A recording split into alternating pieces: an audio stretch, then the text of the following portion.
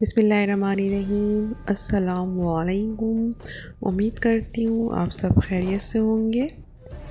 کئی دنوں کی مشکلات برداشت کرتے ہوئے جب حضرت یوسف سکم پہنچے تو وہاں ان کے بھائیوں کا نشان تک نہ تھا۔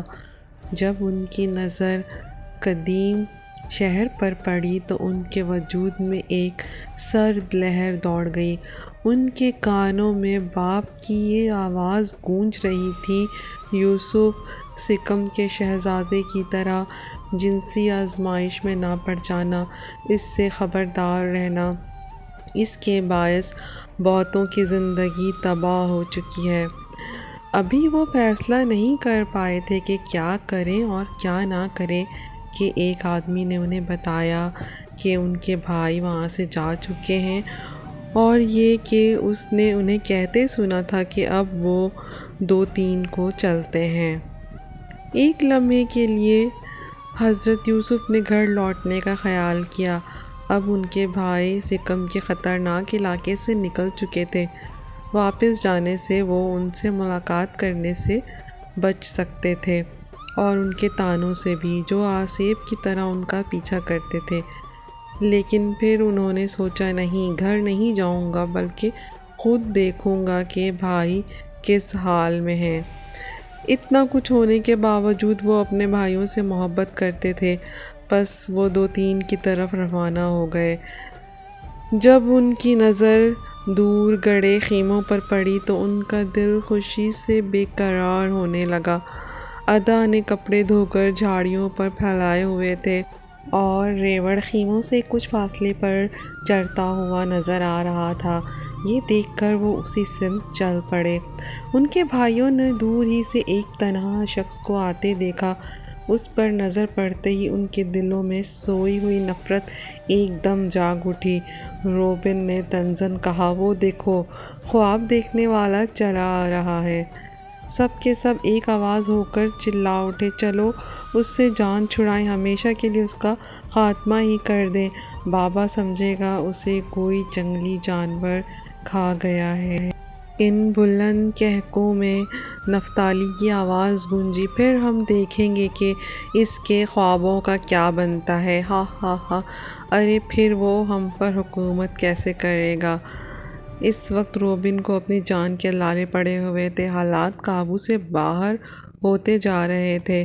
وہ سب سے بڑا تھا، اس پر یوسف کی ذمہ داری عائد ہوتی تھی۔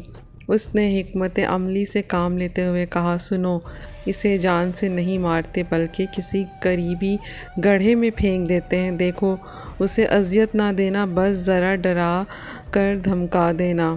اس کا ارادہ تھا کہ جب کوئی بھی آس پاس نہیں ہوگا تو وہ حضرت یوسف کو بچا کر واپس باپ کے پاس بھیج دے گا۔ ادھر حضرت یوسف اس سازش سے قطعی بے خبر باپ کے حکم کی تعمیل اور بھائیوں کی محبت میں آگے ہی آگے بڑھتے جا رہے تھے۔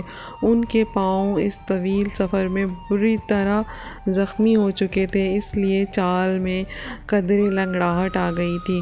ان کے ہونٹوں پر پپڑی جمی تھی اور سخت پیاس لگ رہی تھی۔ بھائیوں پر نظر پڑتے ہی انہوں نے ہاتھ ہلایا اور دور ہی سے زوردار آواز میں سلام کیا، لیکن جواب میں گمبھیر خاموشی، اور بھائیوں کے کرخت چہرے دیکھ کر ان کا دل کانپ اٹھا۔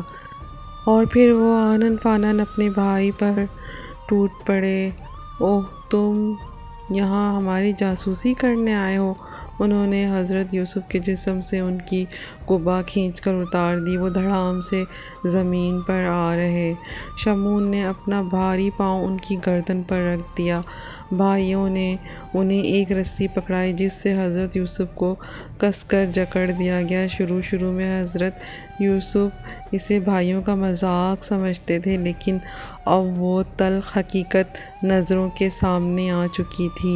ان کے سامنے سارے بھائی بے نقاب ہو چکے تھے۔ وہ ان کے بھائی نہیں بلکہ ظالم قاتل تھے جو انہیں جان سے مارنے کے در پہ تھے۔ شمعون نے اپنا چہرہ ان کے قریب لاتے ہوئے سسکارا، ہم تجھے جان سے مار ڈالیں گے اور بابا کو پتہ تک نہیں چلے گا، ہم انہیں بتا دیں گے کہ تمہیں کس درندے نے پھاڑ کھایا ہے۔ سب بھائیوں نے ان کے گرد گھیرا ڈال لیا اور دان چلایا، خوب دیکھنے والا ہمارا حاکم، ہمارا بادشاہ یہ جا رہا ہے۔